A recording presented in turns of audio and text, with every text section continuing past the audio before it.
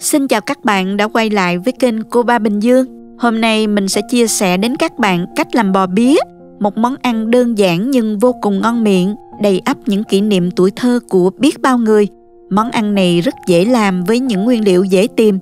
Tuy có hơi nhiều bước, nhưng chỉ cần chú ý theo dõi kỹ, các bạn sẽ có ngay những cuốn bò bía thơm ngon. Từ việc chuẩn bị nguyên liệu cho đến pha nước chấm đậm đà, tất cả sẽ được mình chia sẻ cụ thể nhất để các bạn dễ làm nhất nha. Nào chúng ta cùng bắt đầu thôi. Chúng ta có thể xem những thành phần nguyên liệu chi tiết, hình ảnh nguyên liệu cụ thể để thực hiện món này ở cuối video, hoặc tham khảo những dụng cụ nhà bếp mình hay sử dụng bên dưới phần mô tả của video. Món này rất dễ làm, nguyên liệu cũng dễ tìm, tuy nhiên hơi nhiều nguyên liệu một chút. Vì thế các bạn nhớ chú ý theo dõi kỹ phần hướng dẫn để món ăn được hoàn thiện và ngon hơn nhé. Đầu tiên mình sẽ sơ chế phần củ sắn trước nè. Mình dùng ở đây là nửa củ sắn to, gọt vỏ, rửa sạch. Sau đó cắt thành những miếng mỏng, độ dày khoảng tầm 4mm. Tiếp theo mình xắt lại thành từng thanh dài như thế này. Xắt vừa thôi, không to quá nha, sẽ khó cuốn đó các bạn.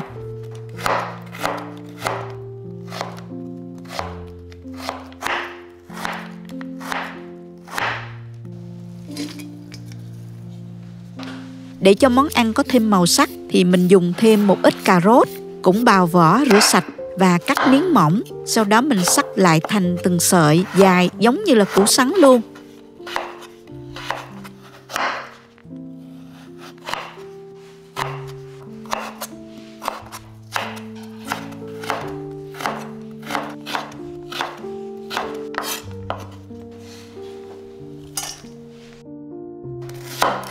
Dùng một củ hành tím khoảng 15g, xắt ra và băm nhỏ để chút nữa mình làm nước chấm.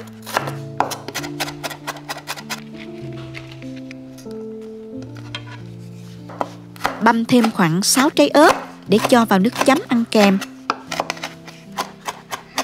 Mình cho hành tím và ớt ra đĩa cho gọn ha. Tiếp theo thì mình dùng một cái cúp có phễu để chút nữa mình dễ rót đó. Cho vào đây 5 trứng gà.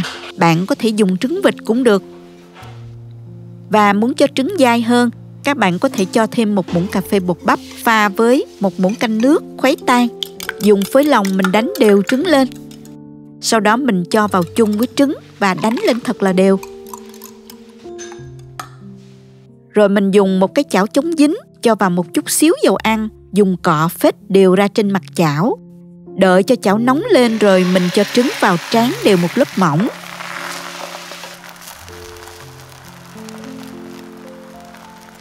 Và mình đợi cho trứng khô mặt là đã chín rồi đó. Gấp trứng lại và mình cho ra đĩa. Cứ tiếp tục làm như vậy ha.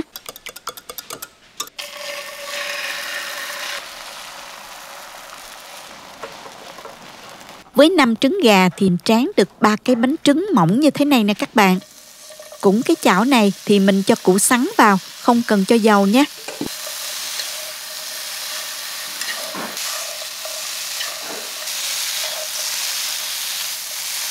Vì củ sắn già rất khô nên mình cho vào một chút xíu nước để xào cho củ sắn chín. Và mình nêm vào đây nửa muỗng cà phê bột nêm và nửa muỗng cà phê đường cho đậm đà. Xào đều lên cho tan gia vị. Khi thấy củ sắn trong lại là đã chín rồi đó, mình tắt bếp. Rồi mình tiếp tục cho cà rốt vào xào đều, cũng cho vào một chút xíu nước luôn. Mình xào cho cà rốt vừa chín tới rồi mình tắt bếp luôn. Tiếp theo đến phần lạp xưởng, các bạn cho nước vào để luộc lạp xưởng khoảng 10 phút.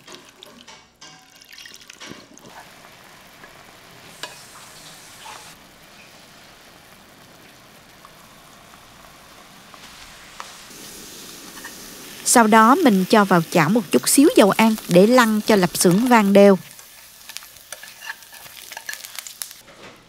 Mình cắt trứng ra luôn ha, gấp trứng lại cho dễ cắt. Cắt sợi bề ngang khoảng hơn 1cm là được.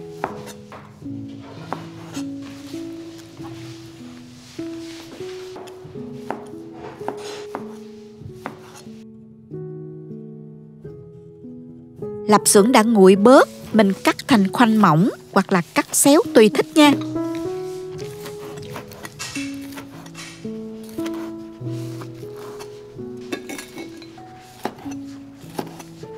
Phần nước chấm cũng quan trọng, là thành phần không thể thiếu và quyết định độ thơm ngon của món ăn.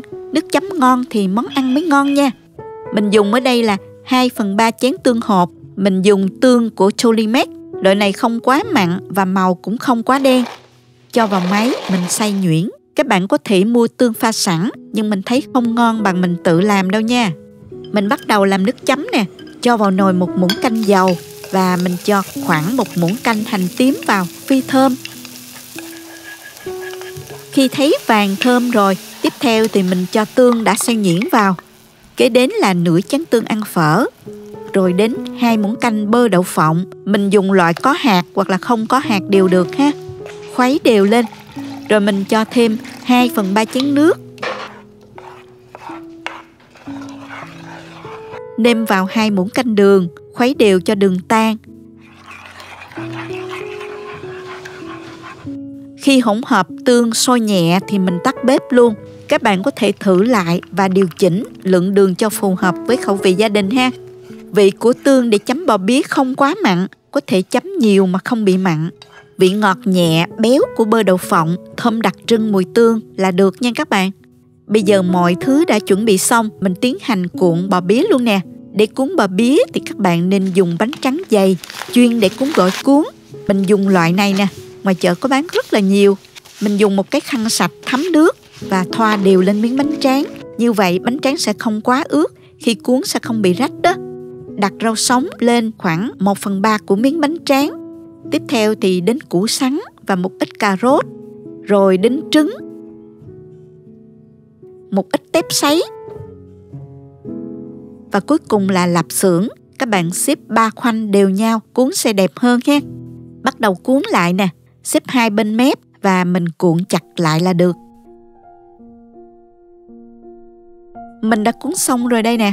Các bạn nhìn nè, thấy phần rau, củ sắn, trứng, tép sấy và lạp xưởng bên trong rất là hấp dẫn luôn. Cứ tiếp tục cuốn như vậy cho đến hết nha.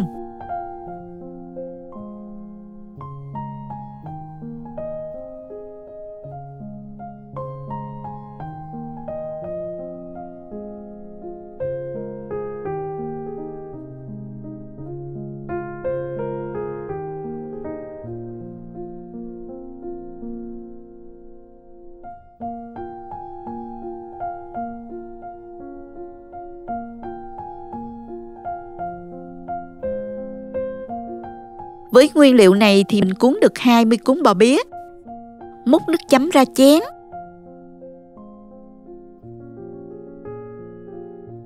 Cho một ít ức băm, hành phi và đậu phộng. Mình cùng nhau thưởng thức thôi các bạn ơi.